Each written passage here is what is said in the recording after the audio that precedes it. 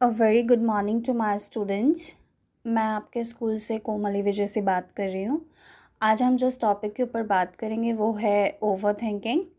जैसे कि हम जानते हैं कि फ़िज़िकल हेल्थ हमारे लिए जितना इम्पॉर्टेंट है, ठीक उसी तरह से हमारे लिए मेंटल हेल्थ के ऊपर काम करना भी उतना ही ज़्यादा इम्पॉर्टेंट है।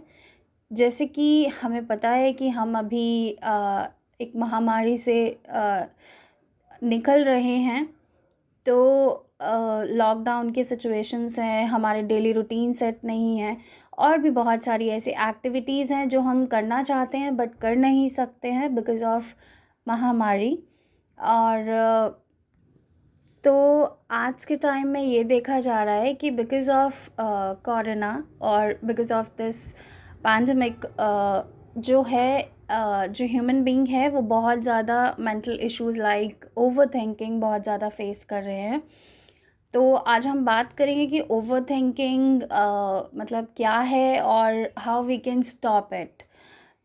ऐसे कौन कौन से एक्शन प्लान हैं, ऐसे कौन कौन से बिहेवियरल एक्शंस हैं जिनके थ्रू हम इसको स्टॉप कर सकते हैं, प्रिवेंट कर सकते हैं, एज वेल एज इस ओवर थिंकिंग को हम स्टॉप कर सकते हैं in a improving and a very impressive way. In a very general और लेमैन लैंग्वेज, ओवर थिंकिंग हम तब कहेंगे जब हम किसी थॉट को अपने माइंड में लाना नहीं चाहते बट वो रिपीटेटिव वे में हमारे ब्रेन में बार बार आए और हम चाहकर भी उस थॉट प्रोसेस को स्टॉप ना कर पाए। तो दैट टाइम हम ये बोलते हैं कि इट्स ओवर थिंकिंग। तो सबसे पहले मैं आपको ओवर थिंकिंग स्टॉप करने के 5 तरीके बताऊंगी और इसके साथ साथ एक्सप्लेन करूंगी कि ओवर थिंकिंग इन्हीं रीजंस की वजह के ऊपर काम ना करने से जो है ये ओवर थिंकिंग किसी मेंटल डिसऑर्डर में भी कन्वर्ट हो सकता है।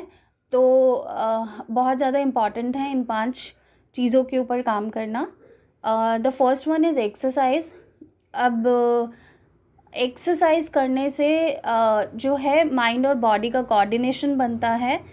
फॉर एग्ज़ाम्पल जब हम एक्सरसाइज करते हैं तो हमारी बॉडी में पॉजिटिव हॉर्मोन्स क्रिएट होते हैं जिसकी हेल्प से हमारा ब्रेन जो है रिलैक्स होके पॉजिटिव हॉर्मोन्स क्रिएट होके हम एक प्रॉपर बैलेंस बॉडी क्रिएट कर पाते हैं with balance mind.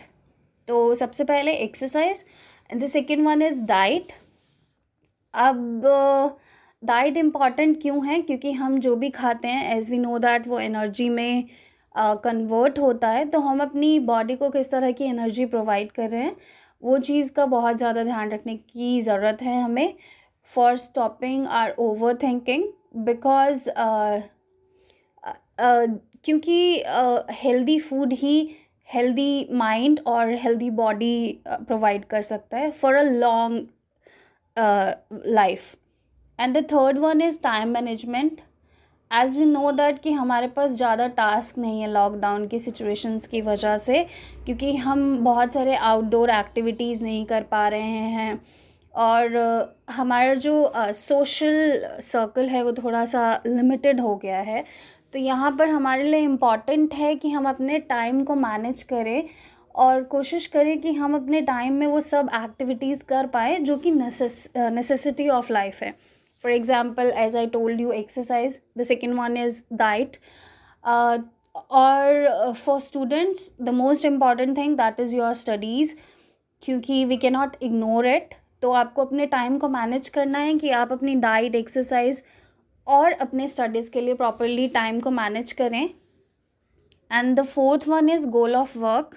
Goal of work से मीनिंग है कि वी आर ह्यूमन बींग्स और हम अपने लाइफ में कुछ स्टेजेस से निकलते हैं। हर लाइफ की स्टेजेस का कुछ पर्पस होता है। तो फॉर स्टूडेंट्स अभी आपकी लाइफ की जो प्रायोरिटी है वो आपकी स्टडीज़ हैं, आपका एजुकेशन है, खुद को एजुकेट करना है। आप सुबह उठ रहे हैं, कुछ भी एक्टिविटी कर रहे हैं, आपकी ज़िंदगी पढ़ाई के इर्द गिर्द घूम रही है। तो आपको पता है कि आपका गोल क्या है, आपकी स्टडीज़, आपका सिलेबस कंप्लीटली पूरा कर पाना, उसको अच्छे से समझ पाना, एग्ज़ाम्स में अच्छे मार्क्स के साथ जो है अपीयर हो पाना। तो उसके लिए हमें एक टाइम को मैनेज करके, एक प्रॉपर रूटीन को सेट करके उसके ऊपर वर्क करने की इम्पॉर्टेंट है। तो आपको अपना गोल डिसाइड करना है और एक एक दिन के हिसाब से अपनी एक्टिविटीज़ को पूरा करना है।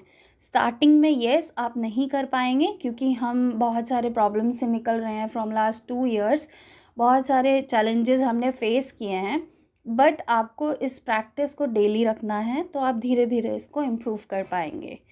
And the last one is sleep, the fifth one is sleep. अगर आप हमारी बॉडी के अंदर एक बायोलॉजिकल क्लॉक रहता है, तो आपने देखा होगा कि अगर हम कोई चीज़ रूटीन में करते हैं तो हमें फिर अपनी बॉडी को, अगर आप रोज़ 5 बजे उठ रहे हैं तो आपको थोड़े दिनों के बाद अपनी बॉडी को बताना नहीं पड़ता कि अब 5 बज गए हैं, वो ऑटोमेटिकली काम करने लग जाती है उसके हिसाब से, क्योंकि आपकी बायोलॉजिकल क्लॉक सेट हो जाता है।